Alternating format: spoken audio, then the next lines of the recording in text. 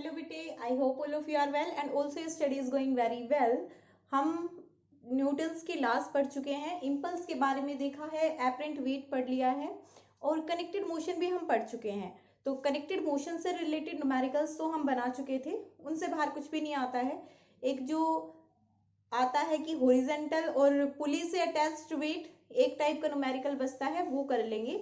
और अभी हम कुछ क्वेश्चंस देख लेते हैं, कुछ न्यूमेरिकल्स देख लेते हैं न्यूटन्स लॉज पर, फोर्स और लीनियर मोमेंटम पर, इन सारी चीजों पर जो अभी हमने टॉपिक्स पढ़े हैं उन पर आज हम कुछ न्यूमेरिकल्स देख लेते हैं। ठीक है, तो सबसे पहला एक क्वेश्चन है आपके पास कि एक एस्ट्रोनॉट था, ओके, वो एक स्पेसशिप में था और स्पेसशिप की जो स्पीड थी, जो स्पेसशिप का एक्सेलरेशन था वो था 100 मीटर पर second square. But accidentally spaceship ने ऐसा टर्न लिया कि ये जो एस्ट्रोनॉट था वो अपनी स्पेसशिप से बाहर गिर गया। तो आपको बताना है कि at the instant he leaves the spaceship, जैसे ही वो अपनी स्पेसशिप से बाहर गिरता है तो एस्ट्रोनॉट का एक्सेलरेशन क्या होगा, एक्सेलरेशन ऑफ एस्ट्रोनॉट। अब देखो ये तो था स्पेसशिप का, अब जब वो एस्ट्रोनॉट स्पेसशिप में था उस टाइम पे तो उसका एक्सेलरेशन कितना था, वही एक्सेलरेशन था जो कि स्पेसशिप का था क्योंकि वो उसके अंदर था। बट जैसे ही वो उस स्पेसशिप से इंटरस्टेलर स्पेस में आ गया, इंटरस्टेलर स्पेस क्या होता है मैं आप लोगों को एक वीडियो में बता चुकी हूँ, आपको कमेंट करके बताना है। ठीक है, इंटरस्टेलर स्पेस में जैसे ही वो पहुंचा तो वहां पर तो किसी भी स्टार का कोई भी स्पेस या कोई भी ग्रेविटेशनल फील्ड नहीं होता है, ग्रेविटेशनल फोर्स नहीं होता है, मतलब वहां पर किसी भी तरह का कोई भी फोर्स नहीं लग रहा है।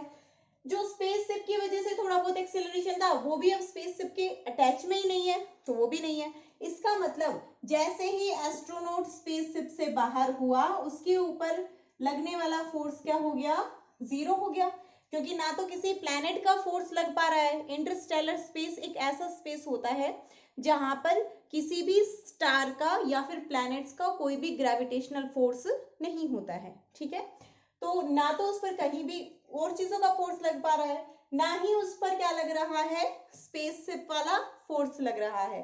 ठीक है, तो क्या हो जाएगा उसके पास जो नेट फोर्स था एस्ट्रोनॉट पर वो कितना हो जाएगा, जीरो। अब नेट फोर्स जीरो है तो एक्सेलरेशन भी क्या हो जाएगा, zero, because if the net force on any object is zero then acceleration will be zero. Next है आप लोगों के पास एक और क्वेश्चन है, ये आप लोगों को बताना है। ठीक है, an object is moving, an object is moving, या फिर रेन ड्रॉप कर लो, a rain drop is falling with constant speed, with constant velocity towards earth, and you have to tell about the acceleration of rain drop. ठीक है, आपको बताना है कि rain drop के ऊपर कितना एक्सेलरेशन होगा। ठीक है, एक रेन ड्रॉप है वो वर्टिकली गिर रही है और वर्टिकली किस वेलोसिटी के साथ, कांस्टेंट वेलोसिटी के साथ गिर रही है। तो आपको बताना है कि इस रेन ड्रॉप के ऊपर कौन सा फोर्स लगेगा।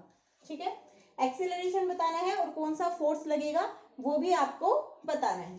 ठीक है, अब देखो भाई, one more thing, every object on earth has some force, और वो क्या फोर्स है, हमने जब फोर्स के टाइप पढ़े तो हमने क्या पढ़ा कि फोर्स दो टाइप के होते हैं, एक तो होता है कांटेक्ट फोर्स और दूसरा होता है आप लोगों के पास फील्ड फोर्स। ठीक है, कांटेक्ट फोर्स वो फोर्स होता है जब ऑब्जेक्ट कांटेक्ट में आता है उस वक्त लगता है, और फील्ड फोर्स क्या होता है, जो किसी भी ऑब्जेक्ट के फील्ड की वजह से लगता है, जैसे ग्रेविटेशनल, इलेक्ट्रोस्टैटिक, ये फील्ड फोर्स हैं। ठीक है, विदाउट कांटेक्ट भी ये फोर्स एक्ट करते हैं। तो कोई भी ऑब्जेक्ट है उस ऑब्जेक्ट पर फोर्स, अर्थ पर जो भी ऑब्जेक्ट है उस ऑब्जेक्ट पर हमेशा एक फोर्स तो लगता ही लगता है, और वो कौन सा फोर्स लगता है, फोर्स ड्यू टू अर्थ। ठीक है, फील्ड फोर्स, अर्थ का फील्ड फोर्स है। नेक्स्ट क्वेश्चन है, एक motion of the particle, the motion of a particle of mass m is described bye, एक पार्टिकल है उसका मास m है और उसका मोशन इस तरह से दिया गया है। You have to calculate the force on the particle. आप लोगों को फोर्स बताना है कि पार्टिकल के ऊपर कितना फोर्स लगेगा। तो देखो भाई, हमें ये क्या दिया गया है, डिस्प्लेसमेंट, मोशन है, y यहाँ पर डिस्प्लेसमेंट हमें पता है, ये डिस्प्लेसमेंट टाइम रिलेशन है, ठीक है, हियर इट इज डिस्प्लेसमेंट। तो आपको क्वेश्चन में गिवन है कि मोशन इस चीज से दिया गया है, तो आपको बताना क्या है आगे, आपको बताना है कि इस पार्टिकल पर फोर्स कितना लगेगा और इसका मास गिवन है m। तो जब यहाँ से डिस्प्लेसमेंट गिवन है, वेलोसिटी निकालो, बिकॉज एक चीज जो हमें पता है वो क्या पता है, force equals to mass into acceleration. यहां से आप इसका एक्सेलरेशन निकाल सकते हो तो फोर्स आ जाएगा, यहां से v निकाल सकते हैं, वो भी कैसे, dy बाय dt, क्या हो जाएगा u प्लस हाफ g तो कांस्टेंट है और 2t स्क्वायर का क्या हो जाएगा 2t, तो ये कितना आ गया u plus G T. Velocity कितनी आ गई, u प्लस जी टी आ गई, उसी पार्टिकल की वेलोसिटी। नेक्स्ट, अब जब आपको एक्सेलरेशन निकालना है तो आप क्या कर देंगे, dv बाय dt बराबर a, यहाँ पर t नहीं है, कांस्टेंट है ही नहीं, जिसके विद रिस्पेक्ट में हम कर रहे हैं वो है ही नहीं, मतलब ये क्या है कांस्टेंट, एंड कांस्टेंट का डिफरेंशिएशन क्या हो जाता है, जीरो हो जाता है, दैट मीन्स यहाँ पर जीरो, यहाँ पर g तो कांस्टेंट है और t का डिफरेंशिएशन हो जाएगा 1, so acceleration will be g and force on the particle will be mass into acceleration, so force on the particle will be m into g, okay fine। Next another question देखते हैं आप आगे, और देखो भाई question है आपके पास, a scooterist moving with a speed of 36 kilometre per hour. एक स्कूटर वाला अपनी स्पीड से चल रहा था, उसकी इनिशियल स्पीड कितनी थी 36 किलोमीटर पर आवर। उसने एक बच्चे को देखा, sees a child standing in the middle of the road, he applies brakes and brings the scooter to rest in 5 seconds। उसने ब्रेक लगाए और 5 सेकंड में स्कूटर किस में आ गया, रेस्ट में। फाइनल वेलोसिटी कितनी हो गई, 0 हो गई। Just in time to save the child, calculate average retarding force on the vehicle. Vehicle पर रिटार्डिंग फोर्स निकालना है, अगर उसका जो वेट है वो कितना हो 300 किलोग्राम। तो यहां से देखो भाई, आपके पास क्या गिवन है, u गिवन है, v गिवन है एंड t गिवन है, ठीक है। तो आपके पास दो फॉर्मूले हैं, दो फॉर्मूले से आप रिटार्डिंग फोर्स निकाल सकते हो। किस किस तरह से निकालते हो रिटार्डिंग फोर्स भाई, एक तो फोर्स है उसमें आप क्या कर दो, change rate of change of linear momentum से निकाल सकते हो, ठीक है।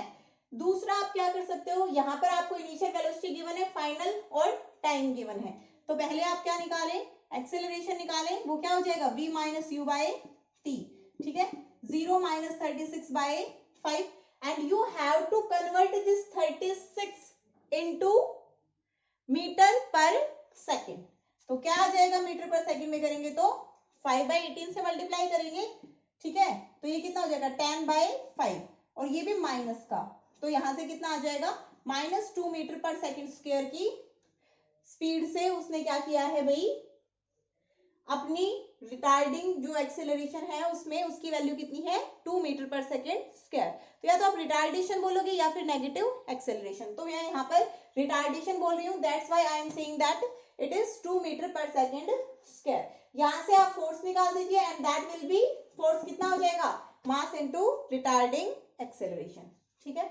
नेक्स्ट देखते हैं, नेक्स्ट क्वेश्चन अभी हमारे पास, while launching a rocket of mass 20 quintal, a force of 5 into 10 raised to power 5 Newton is applied। एक रॉकेट थी जिसका मास कितना बताया है, मास है 200 क्विंटल, ठीक है, 200 क्विंटल रॉकेट का मास है, 200 क्विंटल, ओके। नाउ नेक्स्ट आपको कहा गया है a force of 5 into 10 raised to power 5, ये फोर्स उस पर लगाया गया है 5 into 10 raised to power 5 newton for 20 seconds. Time कितना है 20 second. What is the velocity attained at the end of this time, इस टाइम के एंड तक कितनी वेलोसिटी उसको मिल गई होगी रॉकेट को, ये आप लोगों को बताना है, ठीक है। तो अब देखो भाई, आपके पास फोर्स गिवन है, टाइम गिवन है एंड मास गिवन है, ठीक है। तो इनिशियली ऑब्जेक्ट किस पर था, रेस्ट पर था। ये आपकी प्रैक्टिस के लिए क्वेश्चन है। इनिशियली ऑब्जेक्ट किस पर था, रेस्ट पर था। पहले आप यहां से क्या निकालिए, एक्सेलरेशन निकालिए, ठीक है। एक अप्रोच तो आप ये यूज कर सकते हो कि पहले आप यहां से क्या निकालो, एक्सेलरेशन निकाल दो। इसको किस में कन्वर्ट करोगे, किलोग्राम में, ठीक है।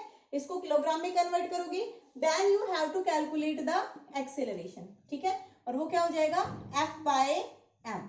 फिर एक्सेलरेशन में फॉर्मूला लगा दो v - u/t।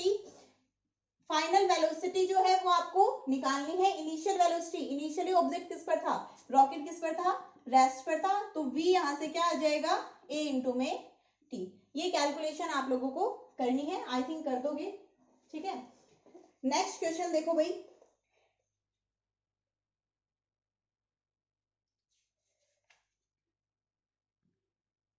नेक्स्ट क्वेश्चन है आपके पास, a force of 50 newton, force है कितने न्यूटन का, 50 न्यूटन का। A force of 50 newton is inclined to vertical at an angle of 30 degree, 30 degree angle पर लगाया गया है, और ये एंगल किसके साथ है, वर्टिकल के साथ, ठीक है। तो आपको बताना है find the acceleration it produces in a body of mass 2 kilogram.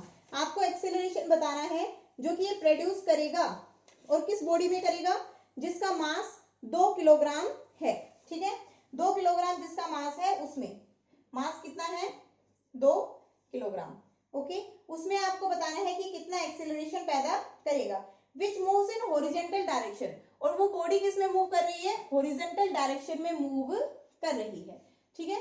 तो आपको ये बताना है। अब देखो भाई, कहा क्या गया है, ये जो फोर्स है ये किस पर लगाया गया है, 30 डिग्री पर, बट ये 30 डिग्री एंगल किसके साथ है, वर्टिकल डायरेक्शन के साथ है, ठीक है। और आपसे पूछा क्या है, एक्सेलरेशन, ये जो ऑब्जेक्ट है ये किस डायरेक्शन में मूव कर रहा है, हॉरिजॉन्टल डायरेक्शन में मूव कर रहा है, ठीक है। तो आपसे क्या पूछा गया है, आपसे ये पूछा गया है कि ये वाला फोर्स बताना है, सिर्फ इस वाली डायरेक्शन में आपको सिर्फ एक्सेलरेशन निकालना है। तो एक्सेलरेशन निकालना है वो भी हॉरिजॉन्टल। अगर हम हॉरिजॉन्टल फोर्स निकाल ले और उसको मास से डिवाइड कर दे तो हमारे पास एक्सेलरेशन आ जाएगा हॉरिजॉन्टल। निकालो यहां से हॉरिजॉन्टल मास, सॉरी हॉरिजॉन्टल मास नहीं, हॉरिजॉन्टल फोर्स निकालो। तो हॉरिजॉन्टल फोर्स निकालने के लिए, फोर्स देखो इस डायरेक्शन में object was moving in this direction, तो ये वर्टिकल के साथ 30 डिग्री पर फोर्स लगाया है F, ओके। तो यहां से कंपोनेंट से करेंगे, हॉरिजॉन्टल डायरेक्शन में हॉरिजॉन्टल कंपोनेंट काम करेगा, वर्टिकल डायरेक्शन में वर्टिकल कंपोनेंट काम करेगा। तो क्या हो जाएगा यहां से, ये तो F cos 30 और ये क्या हो जाएगा, F sin 30। अब आप लोगों को आदत हो चुकी है इधर हमेशा कोस देखने की, बट कोस हमेशा कहाँ आता है, रिजोल्यूशन ऑफ फैक्टर्स में हमने पढ़ा था। कोस ऑलवेज उसके साथ आता है जिसके साथ एंगल बना हुआ होता है, ठीक है। तो या तो अगर आपको कोस में ही लेना है तो यहाँ पर कोस 60 लेना पड़ेगा, क्योंकि हॉरिजॉन्टल के साथ 60 बना रहा है। इतनी हेडेक क्यों लेते हो, फिर साइन ले लो, F cos 30 और हेयर F sin 30। तो यहाँ से आ जाएगा आपके पास AH F sin 30 अपॉन में M, ठीक है। साइन 30 की वैल्यू पुट कर देंगे 1/2, F की वैल्यू हमारे पास गिवन है 50 न्यूटन एंड मास की वैल्यू गिवन है 2 kilogram. Just you have to do the calculations now, okay. Next question देखो भाई, a stream of water flowing horizontally, एक स्ट्रीम है वाटर की और वो क्या कर रही है, हॉरिजॉन्टली फ्लो कर रही है with a speed of 50 meter per second gusses out of a tube of cross sectional area of 10 raised to power minus 2 meter per second square। एक ट्यूब है, इसमें से क्या हो रही है, बाहर निकल रही है, एक पानी की धारा बाहर निकल रही है, और इस ट्यूब का जो क्रॉस सेक्शनल एरिया गिवन है, ये पानी निकल रहा है इसमें से, ठीक है। ट्यूब का जो क्रॉस सेक्शनल एरिया गिवन है वो कितना गिवन है, 10 raised to power minus 2 meter square, ठीक है। और ये किस स्पीड से निकल रही है, जो पानी निकल रहा है, वी वाटर लिख दूं मैं इसको, किस स्पीड से निकल रही है, 50 मीटर पर सेकंड की स्पीड से निकल रही है, and hits the vertical wall near by.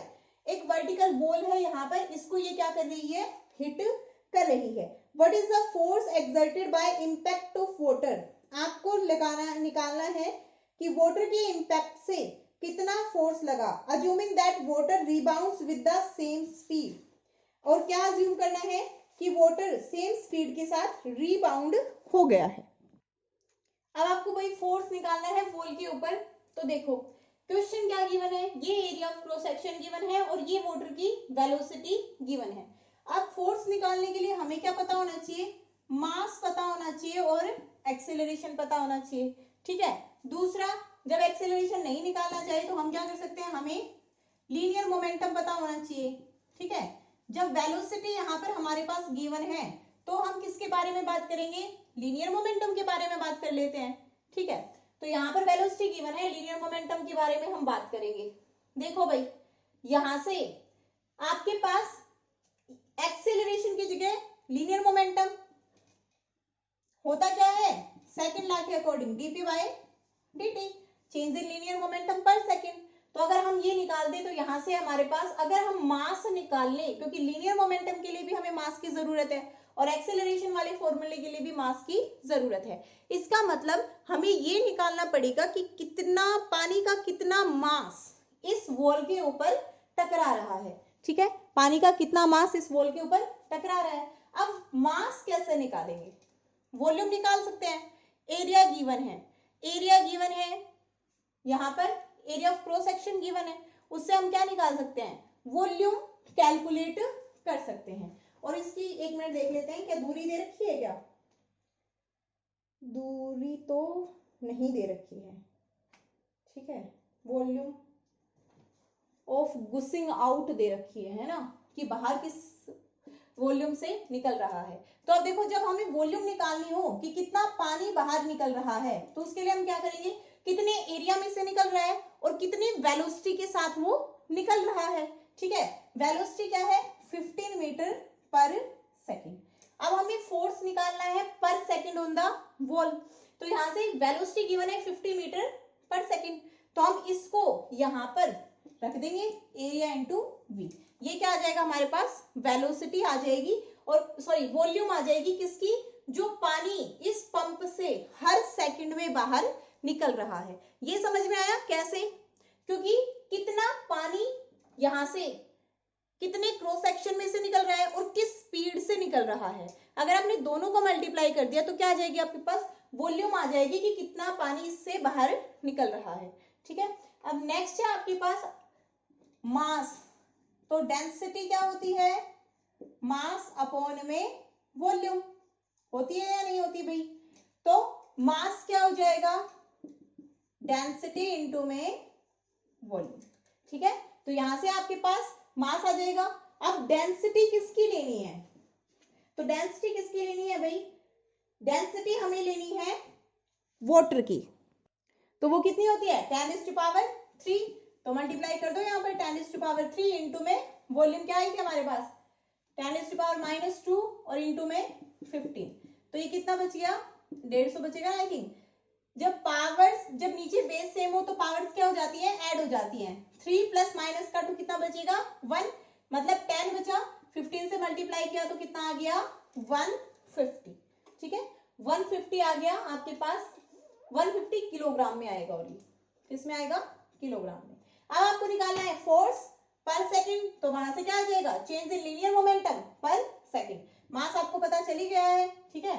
इसके साथ ही कंडीशन क्या गिवन है, उसने क्या कहा है कि जिस स्पीड से पानी यहां पर जा रहा है उसी स्पीड से पानी क्या आ रहा है, वापस आ रहा है।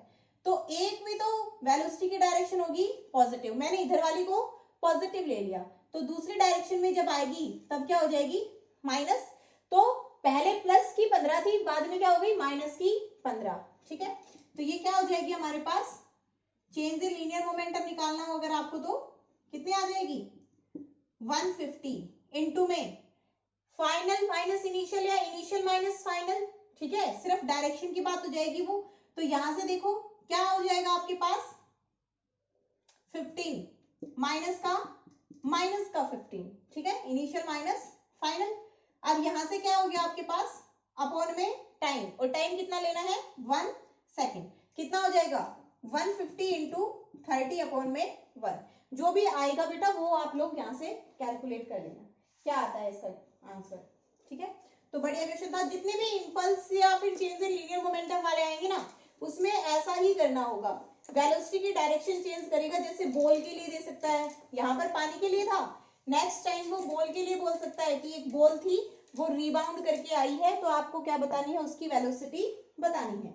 नेक्स्ट है आपके पास a machine gun has a mass of 5 kilogram. Machine gun है, उसका मास कितना है, 5 किलोग्राम है, ठीक है। It fires 50 gram bullet at the rate of 30 bullets पर मिनट।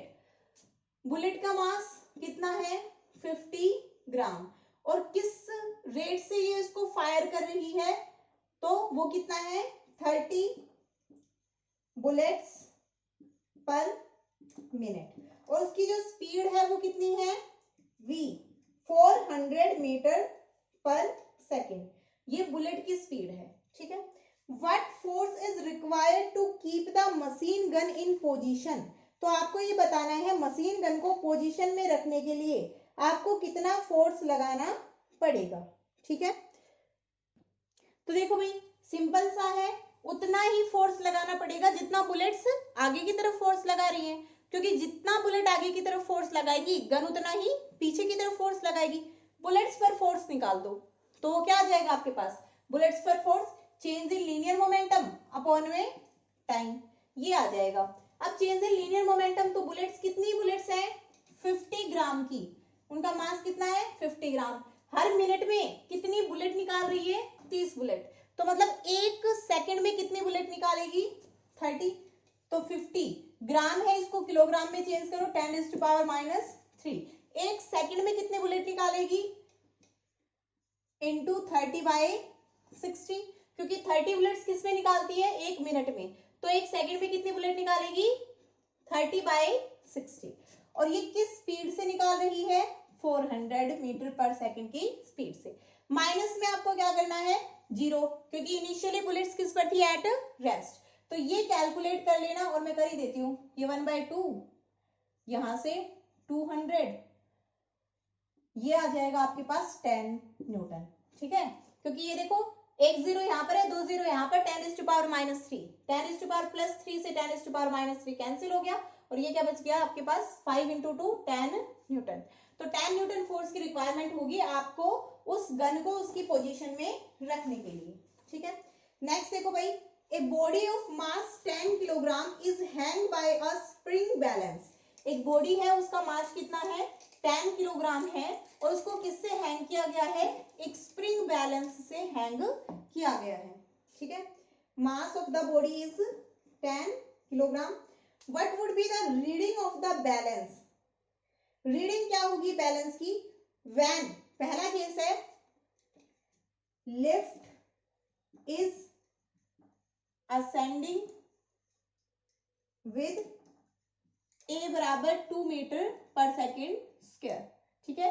जब लिफ्ट इस एक्सेलरेशन से ऊपर की तरफ जा रही होगी उस टाइम पे, ठीक है। सेकंड आप लोगों से पूछा है descending with the same acceleration, इतने ही एक्सेलरेशन के साथ वो नीचे आ रही होगी, डिसेंडिंग विद सेम एक्सेलरेशन, ठीक है। थर्ड है descending with a constant velocity of 2 metre पर सेकेंड। थर्ड केस देखो, डिसेंडिंग विद अ कांस्टेंट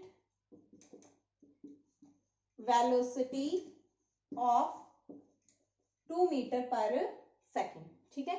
जी की वैल्यू बोल रखी है, इससे आप कितनी ले सकते हो, 10 मीटर पर सेकेंड स्क्वायर, ठीक है। तो आपका एलिवेटर वाला क्वेश्चन है भाई ये।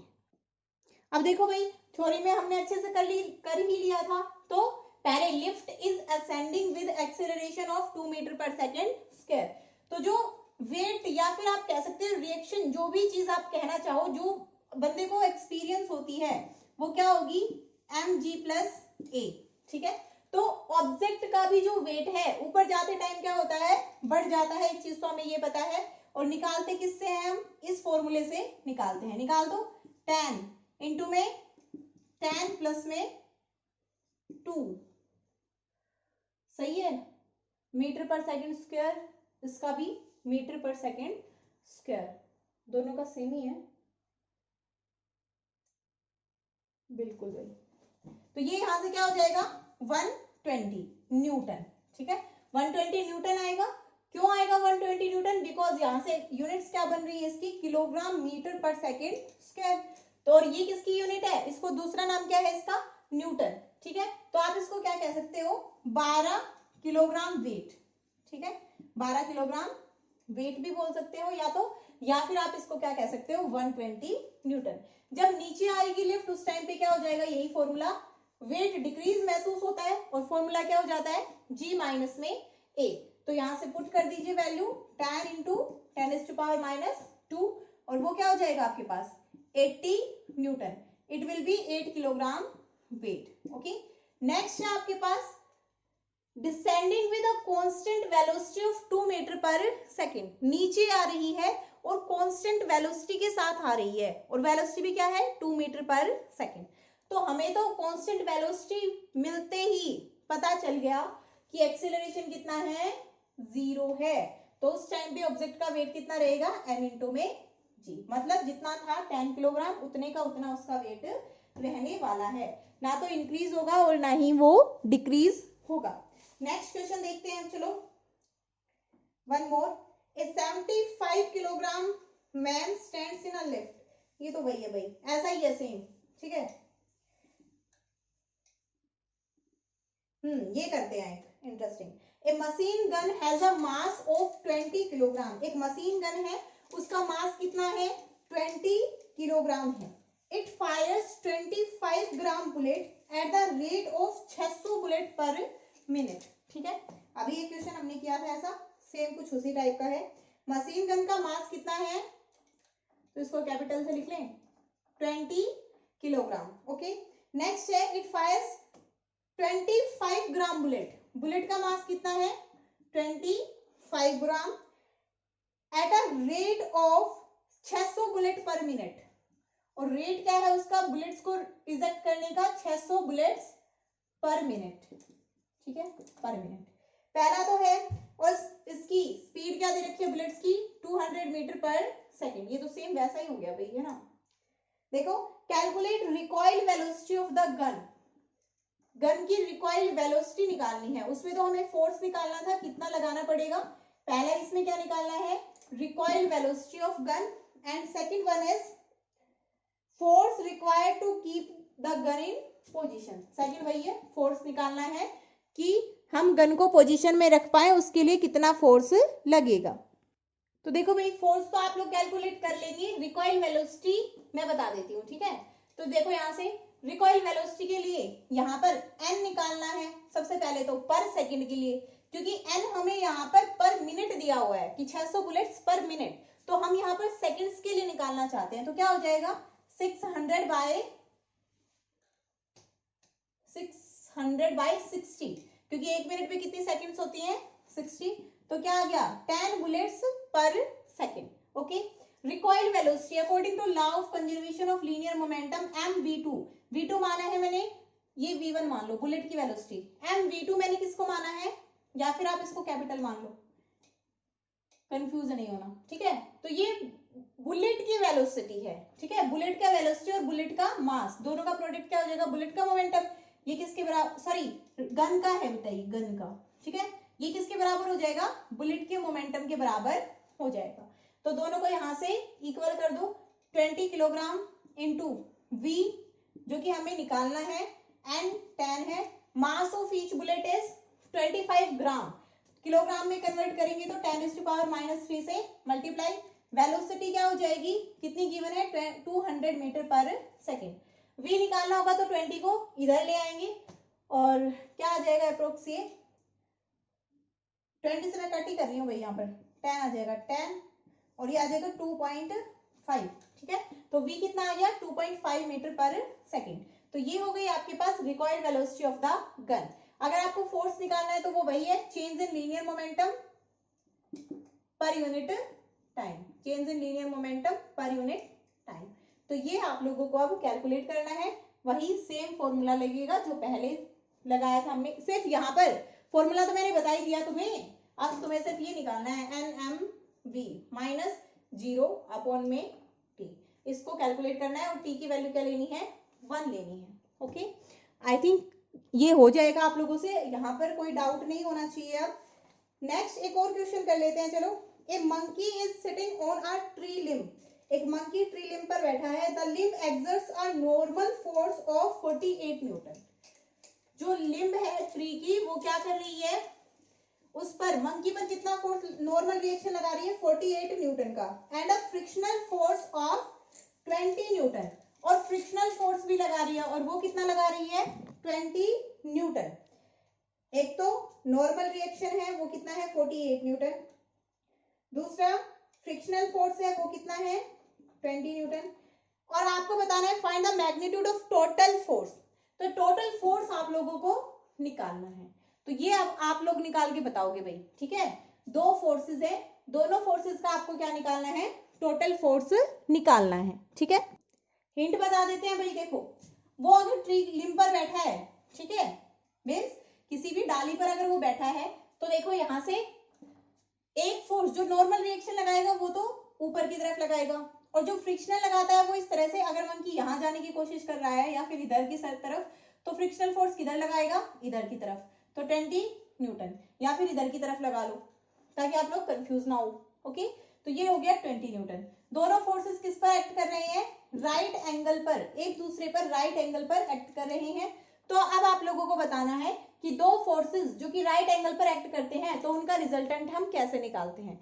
सिंपल सा फॉर्मूला पूछना चाहती हूँ मैं सिर्फ तुमसे, तो इसका आंसर जानना चाहती हूँ, और अगर तुमने नहीं किया तो तुमसे बड़ा ढीठ और नालायक कोई नहीं है, ठीक है। पढ़ना लिखना तो तुम्हें वैसे भी नहीं है, पढ़ते ही नहीं हो एक अक्षर भी, चाहे टीचर कितना भी करवा ले। क्लास में होते तो सारी मजदूरी तुमसे ही करवाती मैं, नरेगा में लगवा दे तो तुम्हें है फिजिक्स का नरेगा, पी नरेगा फिजिक्स का, मजदूरी करनी होती है ना यहाँ पर, ये जितनी भी कैलकुलेशंस थी सारी तुमसे ही करवाती, कंसेप्ट भी पूछती फिर कि ये हमने थ्योरी में पढ़ा था, बताओ कैसे करेंगे। बट अब क्या करें, तुम्हारी किस्मत बढ़िया निकल रही है थोड़ी सी, है ना। चलो ठीक है, नेक्स्ट अब कल करेंगे बाकी की।